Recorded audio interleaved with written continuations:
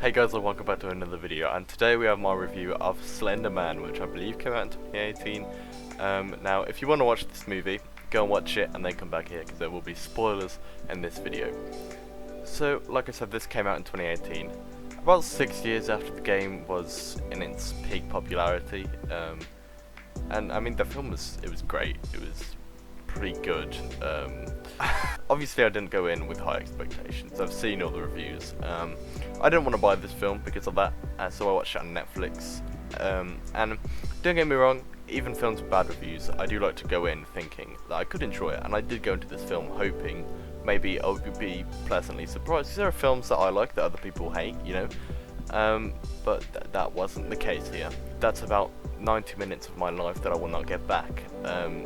I didn't buy it, I got it on Netflix, it's now on there, and yeah, I went into this film high-spirited, because my team, West Brom, got promoted to the Premier League last night, and that definitely helped me through the film, I think. But yeah, I've reviewed bad films on this channel. I've done the 2010 Nightmare on Elm Street, done 47 Meters Down in Cage, done Paranormal Activity 3, Star Wars: Rise of Skywalker, but this one is near the bottom of the bunch, ladies and gentlemen. If it's not, it's just above, but either way, amongst the bad film barrel, it's in the lower half of the bad films. But as always, this is just my opinion. If you love this film, that's great. I wish I could love this film. I think there's a lot of potential in Slender Man. But that said, let's get on with the actual review. In fairness, it does have a fair few solid moments. The first act actually isn't that bad. They set up Slender Man in a decently intriguing way. I mean, the way they summon him makes no sense to me, but overall, the setup had a lot of potential.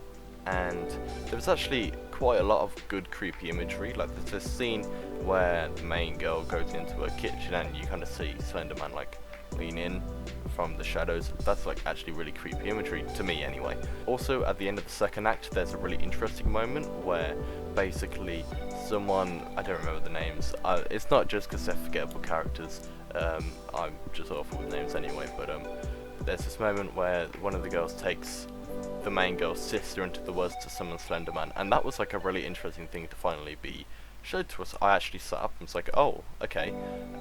Also, the found footage clips that we see are really creepy as well. Okay, so now let's talk about what the film's really about, the rest of this abomination.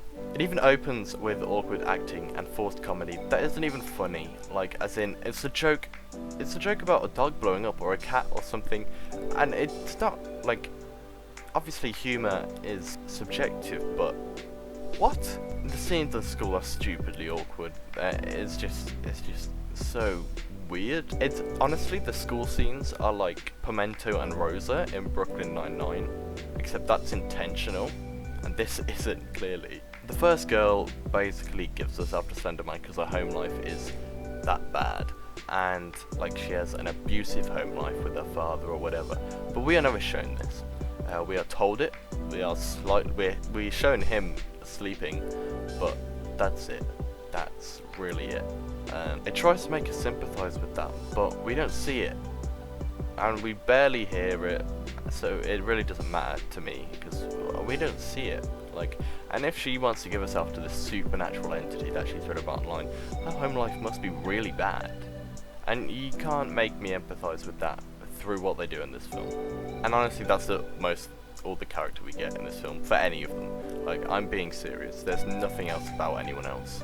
It's actually awful how little of an attempt they made to make charismatic characters in this film. Like, it's actually upsetting. Like, come on. I mean, I know Joey King can act. Like, she can. I've seen her in The Conjuring, and apparently she was good in Kissing Booth. I haven't seen it, probably never will, because I don't care. And I'm sure the other actors can too. Again, it's nothing against any of the people who worked in this film, to them as persons. It's just about the product that I do not like. I'm never attacking anyone who made the film. I want to keep saying this because I don't want this channel to be filled with hate, but yeah, just all these people are extremely talented to even get in their position. But yeah, like, Joey King acted really well in The Conjuring, but including her acting, it's all pretty bad in this film. It ranges from laughably bad to fine. There's also a moment that makes us even dislike the main characters.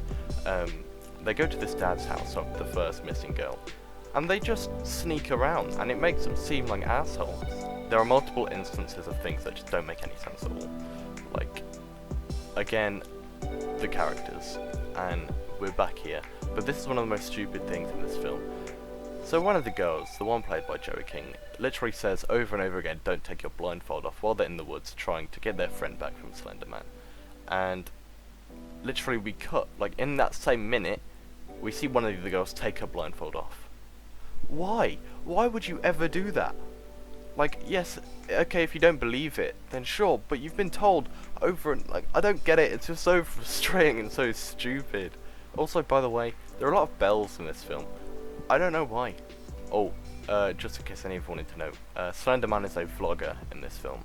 Yeah, he videos just walking around houses and sends the videos to the girls. I mean, to be honest, I'd rather watch a Slender Man vlog than Jake Paul's vlogs.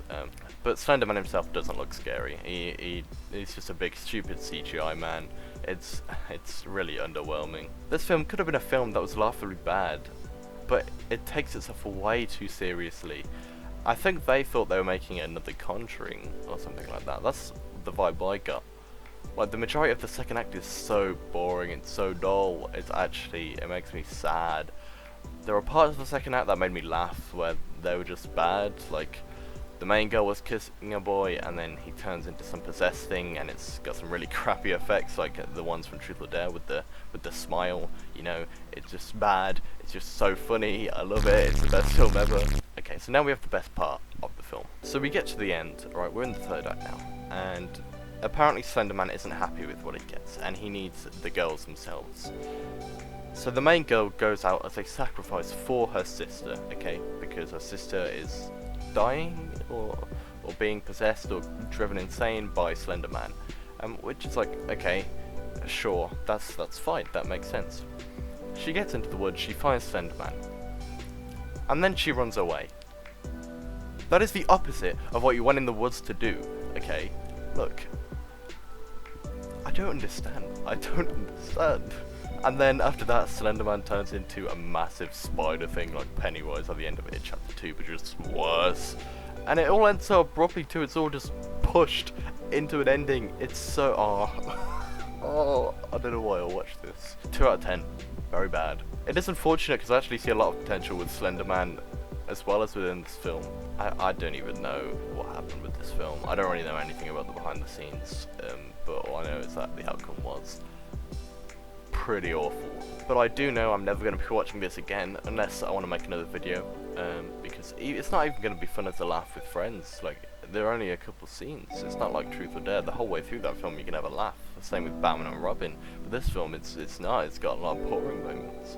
And of course the stuff I liked was minimal, and in fairness the funny stuff was it was great. Thank you guys so much for watching, I hope you enjoyed. Let me know what you thought of Slender Man. Did you love it or did you hate it? I'd love to hear your opinions in the comments below, as I think you're respectful about it with me and everyone else in the comments.